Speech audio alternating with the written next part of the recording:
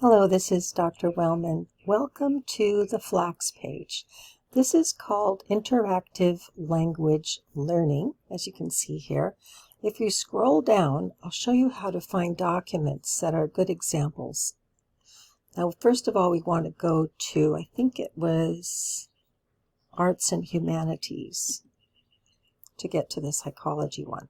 So we go to Arts and Humanities, and you can see there's a long list of documents by title.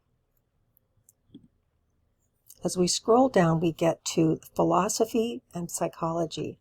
I recommend there. Oh, I've got a problem here. Okay. We have, in this class, critical thinking, I recommend philosophy and psychology.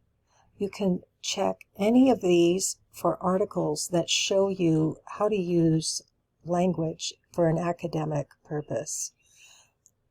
So here we have, let's see, what would be a good one here? The nature of testimonial justification might be interesting. Speech, writing, all of these self and self-consciousness.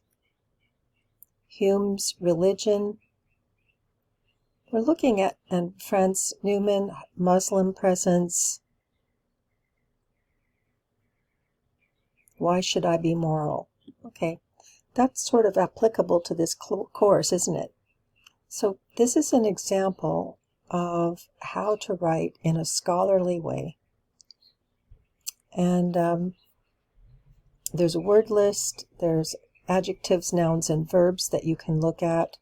So let's check here on word list.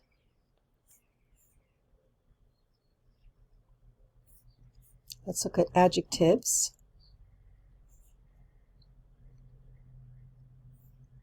Nouns. Verbs.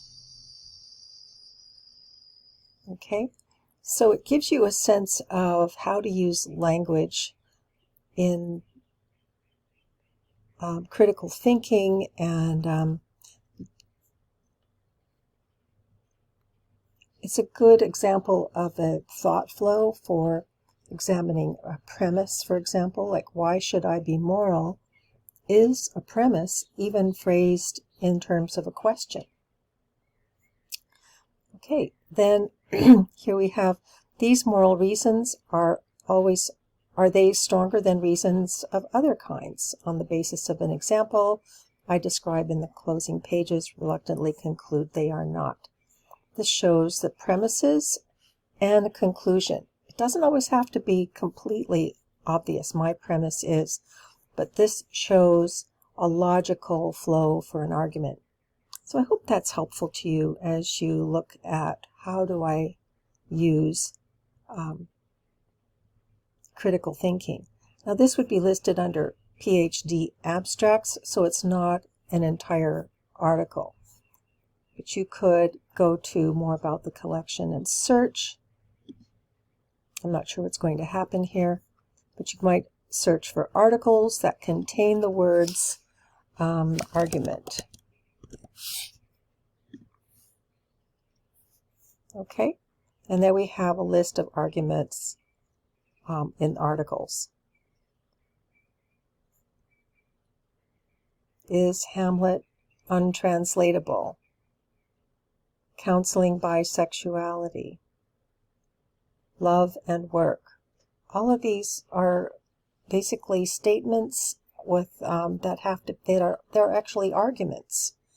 So I recommend looking at this page. This is the flax.nzdl.org,